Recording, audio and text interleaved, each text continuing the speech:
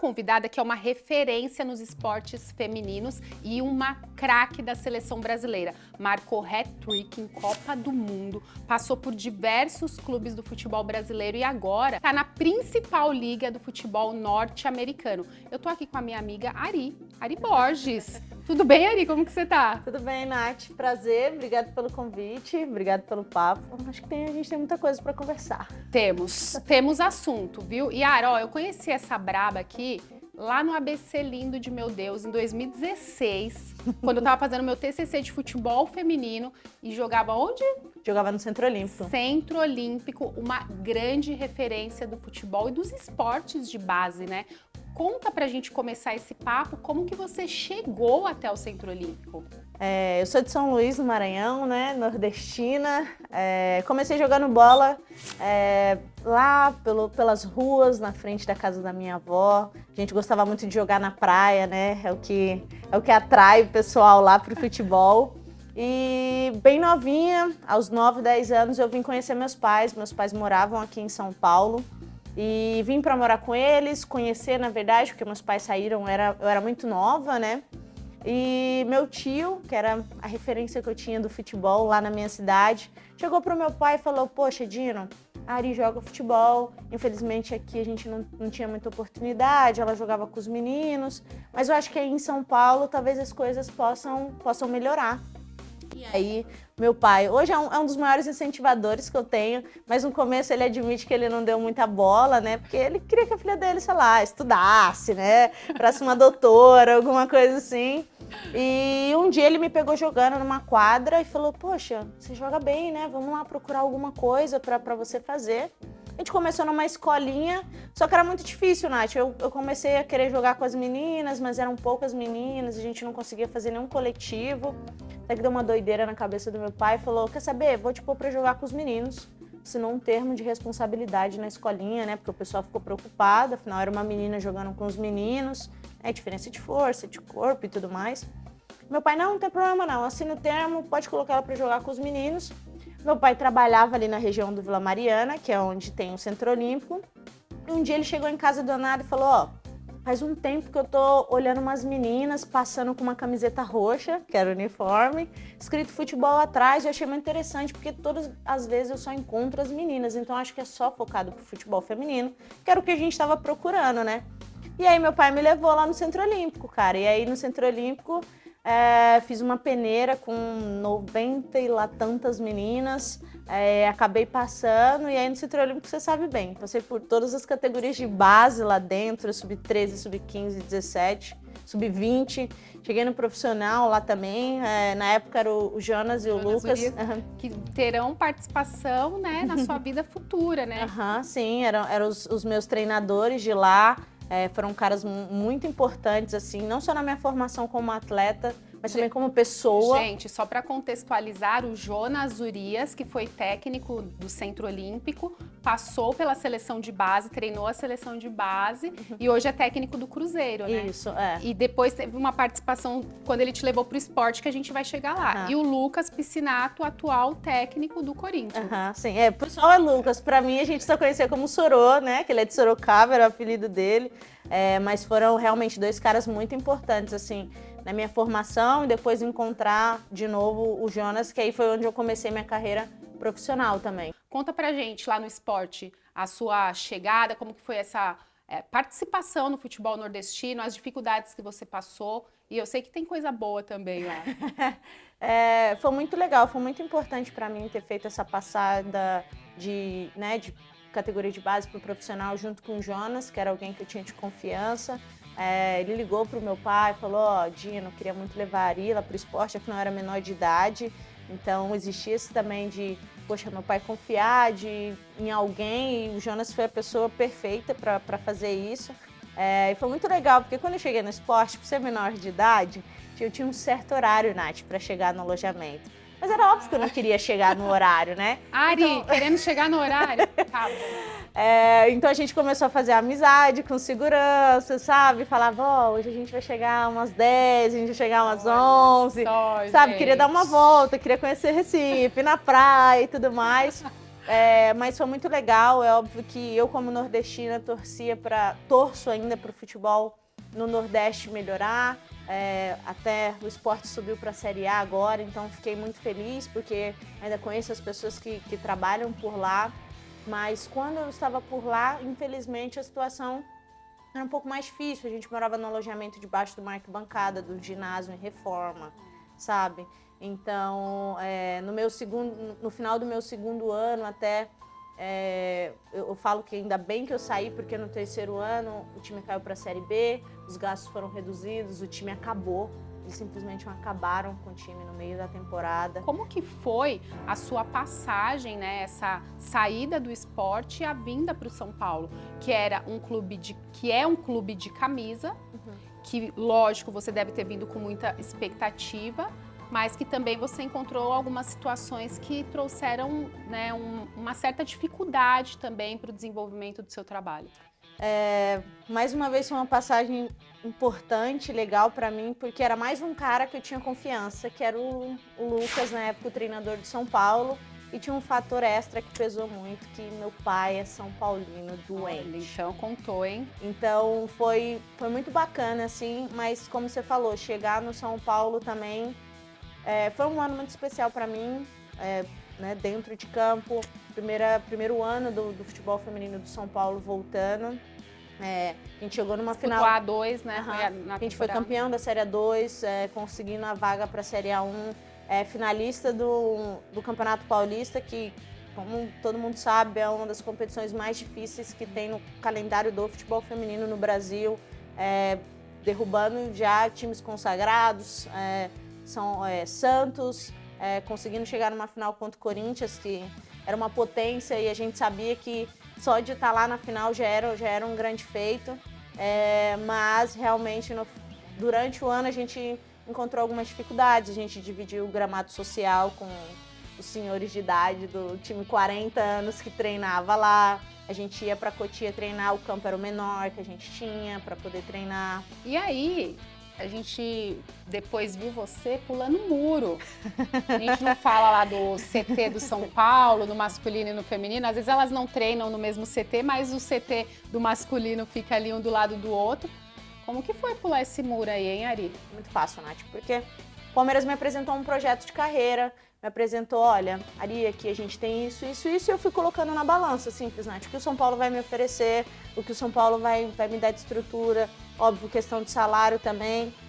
Muita gente fala que me chamou na época, o torcedor São Paulino me xingou horrores, Ari é mercenária, foi por causa de dinheiro. Foi por causa que o São Paulo me ofereceu R$500 de aumento, Nath. Não dá, não tem condição nenhuma. E óbvio, o Palmeiras veio, me fez uma proposta muito melhor e eu não pensei duas vezes. E sofri muito em rede social nessa época por conta disso. Muito, como eu falei, ter sido camisa 10 do time, ter sido capitã do time durante o ano. Então, eu entendi que ia ser conturbado, mas eu tinha que pensar na minha carreira. Foi difícil falar pro meu pai, falar, pai, e aí, você vai vestir a camisa do Palmeiras? Sabe, foi complicado para ele também, mas olha... Ele pensava no seu bem, com certeza. Com certeza, claro. Mas olha, foi uma das melhores decisões que eu fiz na minha vida. Assim, porque aí vem uma temporada aí, foram 2 anos? 3 anos. 3 anos de uma temporada, assim, muito importante, onde você conquistou Libertadores, né? Onde você conseguiu conquista de Paulista, né? Foi um momento, assim, até então, que você acha que do auge da sua carreira? Sim, acho que sim. Esses 3 anos no Palmeiras foram muito importantes para mim, me fez crescer muito como atleta, ajudar também o clube a crescer, porque estava entrando no seu segundo ano também. Durante esses 3 anos, o Palmeiras sempre montou uma ótima equipe, mas a gente sempre batia na trave, né? Você acompanhando, você bebia, a gente chegava em final, acabava perdendo. E eu tinha isso muito na minha cabeça. Eu falava, cara, não é possível que eu tô aqui no Palmeiras, eu vou sair sem conseguir ganhar um título de expressão. E aí a gente consegue chegar na final do Campeonato Brasileiro, né, em 2022, e a gente ganha a vaga para a Libertadores de 2023. Acabou que na metade do ano a gente, infelizmente, perdeu a semifinal do Brasileiro, né, bem doído, tomar uma goleada em casa da forma que foi. A primeira vez foi quando eu recebi a proposta para sair do Palmeiras dos Estados Unidos, naquele momento em que Foi difícil para todo mundo, dentro do clube, dentro do time. Perder um derby já é difícil. Perder um derby sendo goleado em casa, foi o primeiro recorde de público que a nossa torcida tinha quebrado na época. Acho que 14, 12 mil pessoas, se eu não me engano.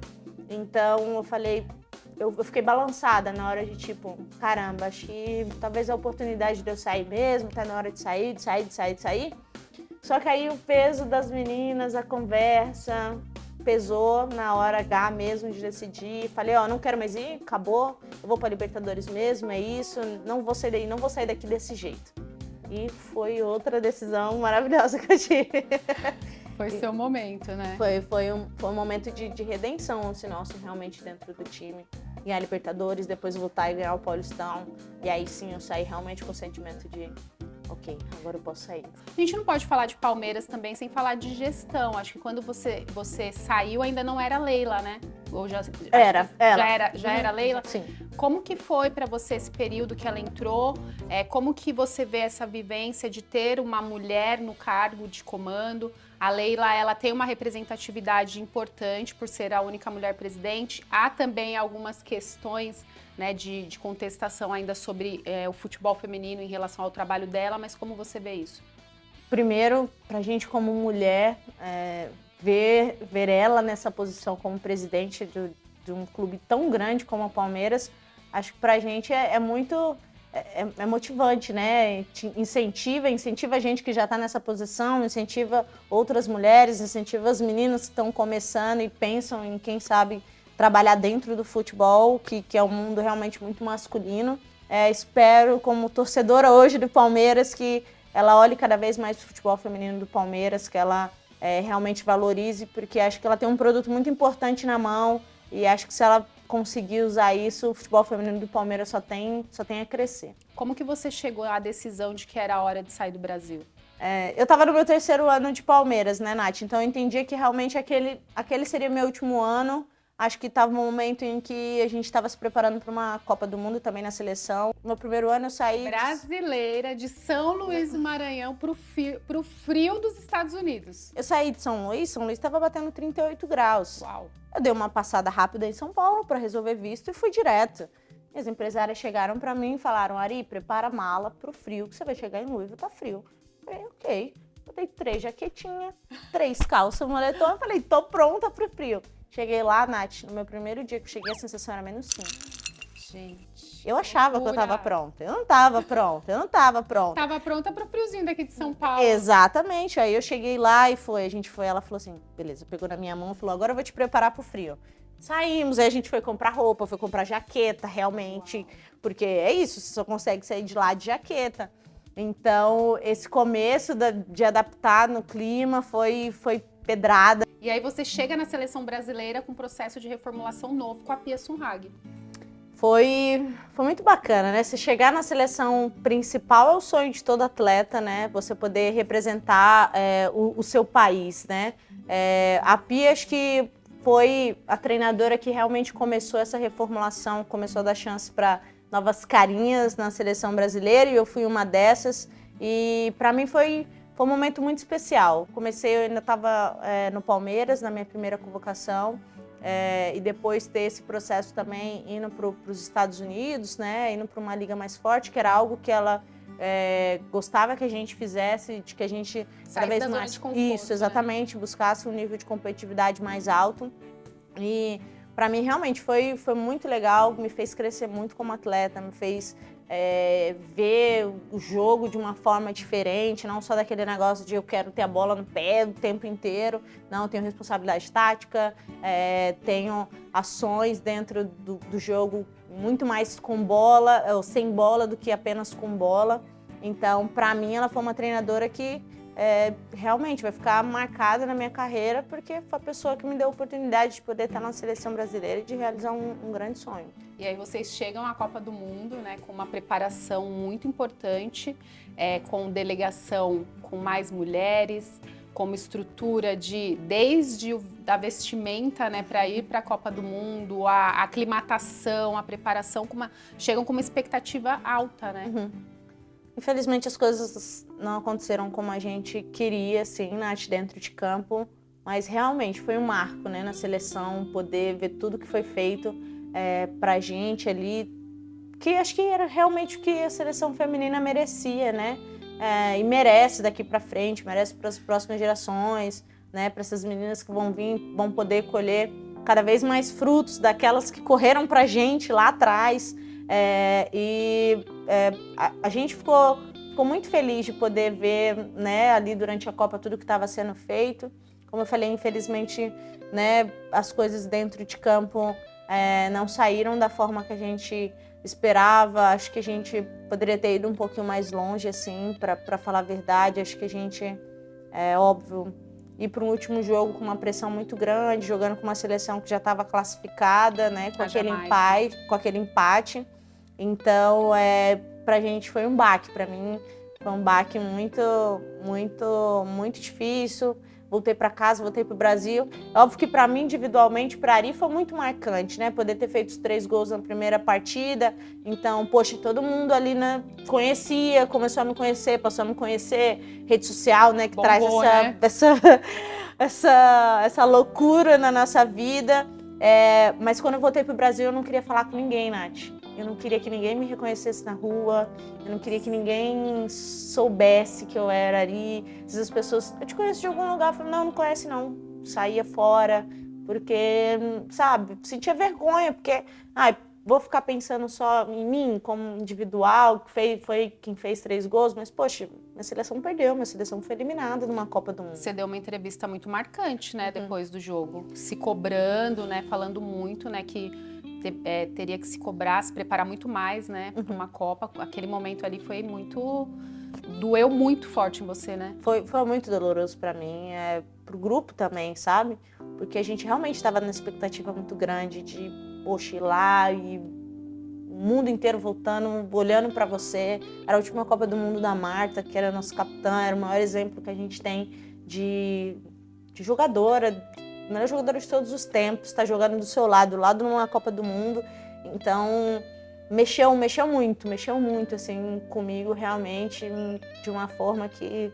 Tem derrotas que são dolorosas pro atleta, mas aquela ali... Aquela doeu, né? Porque o Brasil estreou com chave de ouro, né? Contra o Panamá, com o hat-trick da bonitona, assistência, todo mundo em êxtase. Aí vem a danada da França e a danada da Renard, né? A bola na Renard, marca a Renard. E aquele jogo. Sonhei com aquele 30 vezes olhando aquela bola, chegando nela. Quando eu penso em Ari, em seleção, eu vejo o processo de reformulação muito passando pelo seu nome, especialmente quando a Pia entrou. Você tem a cara da renovação, da nova geração da seleção brasileira. E algo que me marca muito também, que me marcou em muitas situações, é sobre o seu posicionamento. Em diversas situações você sempre deu a cara a tapa, se posicionou, foi à frente às câmeras, não só pelo futebol, já vi você falando de causas sociais também. Quem é essa Ari também? Aí eu acho que é o momento em que a Ari Borges some e entra a Ariadna, que muita gente não conhece, nem conhece pelo nome, assim, desse jeito. Que entra o lado humano, né, Nath? A gente como ser humano. É óbvio que hoje eu uso a figura Ari como a mensageira disso, mas quem tá falando por trás é uma pessoa que fica um pouco mais separada da vida de atleta, né? Ô Ari, é engraçado que quando o assunto futebol permeia até o meio familiar, né? Você é cunhada do Diogo, que já jogou na Lusa, já jogou no Santos, já jogou também no Palmeiras. Como que é a resenha com ele? Vocês trocam figurinhas? O papo fica o mesmo, né, Nath? O papo fica de futebol e todo mundo se entende.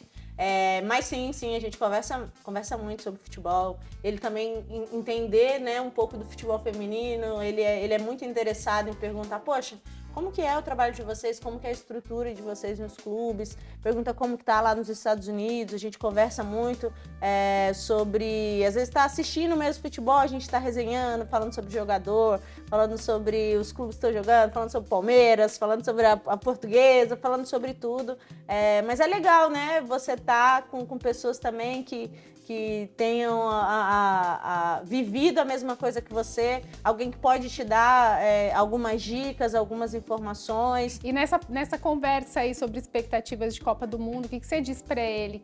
que você espera de uma Copa do Mundo no Brasil, que vai ser mais um marco? Estamos vivendo de marco em marco no futebol feminino brasileiro. Eu sou meio dividida, assim, em relação à Copa. Estou muito feliz, fiquei muito feliz do Brasil ser escolhido como sede, mas eu ficava ainda no meio termo, caramba, será que a gente está pronto para receber uma Copa do Mundo? Não por medo de, o estádio vai estar vazio e tudo mais, mas sei lá, será que a gente estava fazendo as coisas certas, do jeito certo para ter a honra de sediar uma Copa do Mundo? Mas como eu disse, tô super feliz que o Brasil ganhou. Acho que vai ser um momento muito especial para o futebol feminino dentro do país. Acho que vai ser um momento, de calar a boca de muita gente também que duvida que o estádio vai estar cheio, que vai ter gente assistindo. A Copa do Mundo lá da Austrália, a gente que viveu um pouco, era muito interessante, Nath, ver o interesse das pessoas, era os postos, para você assistir os jogos cheios, todo mundo comentando sobre isso, a cidade inteira enfeitada, todas as cidades que a gente passava, vivendo a Copa realmente. Eu tenho certeza que a gente, como brasileiro que ama futebol, a gente não vai deixar para menos do que foi na Austrália. A gente é um povo que gosta muito de festa, por que não cada jogo ser uma festa? Seja lá se for o jogo da seleção brasileira, se for o Egito, se for sei lá quem, que a gente não conhece, que a gente não fala a mesma língua, mas a gente como brasileiro, acho que nisso a gente vai tirar de letra, de poder receber as pessoas muito bem e viver esse momento que eu acho que tem tudo para ser um marco muito grande na história do futebol feminino brasileiro.